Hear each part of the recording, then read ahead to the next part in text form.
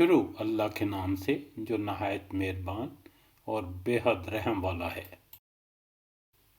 کیا انہوں نے اس بات پر نظر نہیں کی کہ جس اللہ نے آسمانوں و زمینوں کو پیدا کیا ہے وہ ان جیسوں کی پیدائش پر پورا قادر ہے۔ اس نے ان کے لیے ایک ایسا وقت مقرر کر رکھا ہے جو شک و شبہ سے یکسر خالی ہے، لیکن ظالم لوگ انکار کیے بغیر رہتے ہی نہیں۔ کہہ دیجئے کہ اگر بالفرض تم میرے رب کی رحمتوں کے خزانے کے مالک بن جاتے تو تم اس وقت بھی اس کے خرچ ہو جانے کے خوف سے اس کو روکے رکھتے، اور انسان ہے ہی تنگ دل۔ ہم نے موسیٰ کو 9 معجزے بالکل صاف صاف عطا فرمائے تو خود ہی بنی اسرائیل سے پوچھ لے کہ جب وہ ان کے پاس پہنچے تو فرعون بولا کہ اے موسیٰ، میرے خیال میں تو تجھ پر جادو کر دیا گیا ہے۔ موسیٰ نے جواب دیا، یہ تو تجھے علم ہو چکا ہے کہ آسمان اور زمین کے پروردگار نے یہ معجزے دکھانے سمجھانے کو نازل فرمائے ہیں۔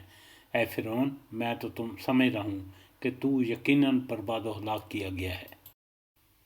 آخر فرعون نے پختہ ارادہ کر لیا کہ انہیں زمین سے ہی اکھیڑ دے، تو ہم نے خود اسے اور اس کے تمام ساتھیوں کو غرق کر دیا۔